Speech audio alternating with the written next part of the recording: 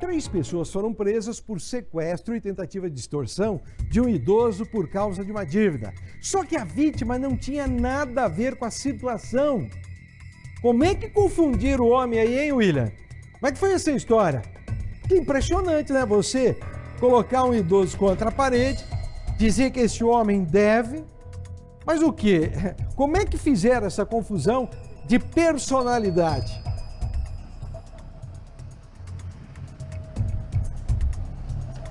Uma situação complicada, né, Paulo Gomes, que a gente acabou tendo a história aqui para contar no Cidade Alerta. Uma situação de um sequestro que não era para ter, Paulo Gomes, mas que aconteceu por conta de uma dívida ali de R$3.000 e que nós fomos atrás para entender um pouquinho mais dessa história, até porque os 3 foram presos em flagrante, esses 3 que a gente vai conhecer na reportagem foram presos em flagrante. Eles negaram qualquer tipo de envolvimento num suposto sequestro, numa extorsão, mas a vítima, um senhor de 63 anos, foi ouvido também na delegacia e falou o seguinte: eles estavam me levando para uma represa e eu acho que eles iam me matar. E essa história a gente traz aqui em primeira mão no Cidade Alerta. André Luiz Gebara, Guilherme Araújo da Silva e Pablo Pavanelli Camargo foram presos em flagrante no início desta semana, suspeitos de tentar extorquir e sequestrar um homem de 63 anos em Araucária, na região metropolitana de Curitiba. Mas o detalhe, a vítima, neste caso, não tinha nada a ver com a história e mesmo assim, segundo a polícia, foi colocada em um carro, um capuz sobre o rosto e agredida. Por atrás do meu filho, não acharam ele, pegaram eu. E me pegaram e vieram trazendo, disse que ia levar ela para ir preso. Não sei lá se eles iam me matar, o que ia fazer, que estavam me torturando já mesmo.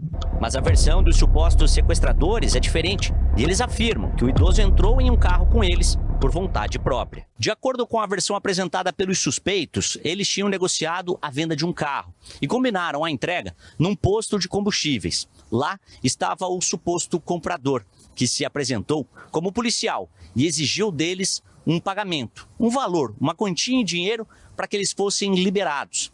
Foi aí que Pablo fez então uma transferência de R$3.000 para este homem. Só que 2 dias depois, eles descobriram onde esse homem estava morando e foram até lá para tentar exigir a devolução do dinheiro. Mas chegando na casa, encontraram apenas o pai dele. O cara pegou, enquadrou ali, começou a falar que tinha acerto, no caso se supondo de policial civil, né? Ele estava com um distintivo, eles pegaram e falaram que tinha acerto. Eu falei, não, mas eu não tenho dinheiro. Aí eles começaram a pressionar, falar um monte de coisa e tal. Resumindo, o Pia falou, eu tenho 3.000 aqui. Foi mandado o Pix para a conta dele, como eles tinham roubado o dinheiro da gente, a gente pegou e descobriu lá tal, onde que era o endereço dele. A hora que a gente chegou lá e bateu palma, a gente chegou lá, tava em 3, certo? Chegamos lá, bateu palma, ele pegou e saiu normal. A gente só quer pegar o nosso dinheiro de novo. Daí ele pegou e falou, não, vou levar vocês até meu filho, certo? Porém, dentro do carro, os policiais militares que realizaram a abordagem encontraram também uma arma de fogo escondida. Ele estava com a arma que foi pega com a gente, no caso, entendeu? O cara é chacreiro, ele já saiu lá fora com medo, no caso, pegou a hora que ele caiu no chão, ele deu o disparo. Daí a gente conseguiu pegar a arma dele, a gente não pegou e colocou capuz na cabeça dele, a gente não colocou nada, a gente falou, ó, a gente só quer pegar o nosso dinheiro de novo.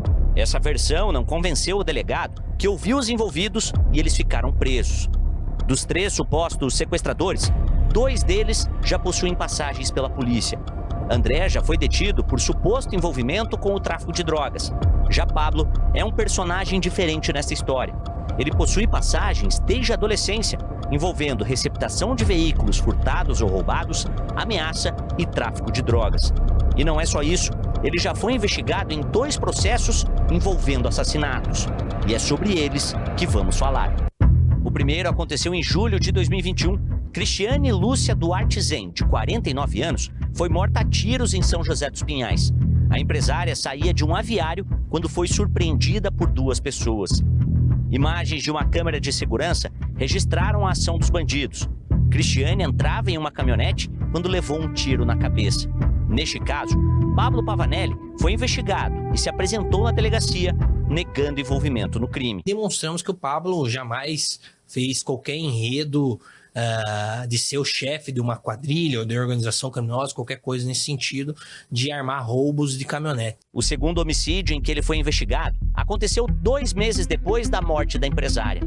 Christopher Miguel dos Santos foi morto a tiros em um matagal no bairro Tatuquara, em Curitiba. As investigações apontaram que ele foi atraído para uma emboscada. De acordo com a polícia, Christopher e Pablo tiveram um desentendimento por causa da venda de um carro. E Pablo ficou devendo R$200 para a vítima. Ainda segundo as investigações, os dois faziam ameaças constantes um contra o outro. Até que naquele dia, Christopher foi convencido a testar uma arma que seria usada como pagamento. Quem matou o Christopher, o senhor quer falar? Além de Pablo, neste caso também foram denunciados John Aleph Rodrigues Cidral, até então cunhado de Pablo, e Leonardo Toloto. Eles também negam que tenham matado Christopher. Eu entrei até a ponta do mato ali, vou dar, não sei, uns 5 metros por aí e voltei. Eu já entrei na beirada do mato e já saí, fui para minha casa. Neste caso, a justiça decidiu que os 3 serão levados a júri popular. E agora, Pablo também responderá pela tentativa de sequestro e extorsão contra um idoso. Paulo Gomes, essa história que a gente trouxe era muito para contar sobre a vida desse Pablo, que é considerado ali na região onde ele mora um cara que tem as costas quentes, digamos assim, porque alguém da família dele seria alguém maior. E por que nós trouxemos os casos de homicídio? Porque no caso da empresária Cristiane, ele foi suspeito de ser o cara que escolheu o carro para ser roubado. Logicamente, ali a polícia... É uma situação que funciona assim, Paulo. É fácil você, pra polícia, né? Mais fácil achar quem atirou do que quem mandou atirar, né? Então, nessa história é mais ou menos isso. E por isso o Pablo parou de responder. Só que 2 meses depois, um outro caso de homicídio e outro caso que o Pablo estava envolvido. Além de outras situações ali envolvendo drogas nos últimos tempos. E aí, agora ele cai por extorsão e sequestro, que segundo ele teria perdido R$3.000, só que iria recuperar o dinheiro. Mas é aquele negócio, Paulo Gomes, onde há fumaça, há fogo. E cada vez esse Pablo vai se enrolando mais e mais e fica cada vez mais difícil inocentar ele de tantas acusações, Paulo. Fechou,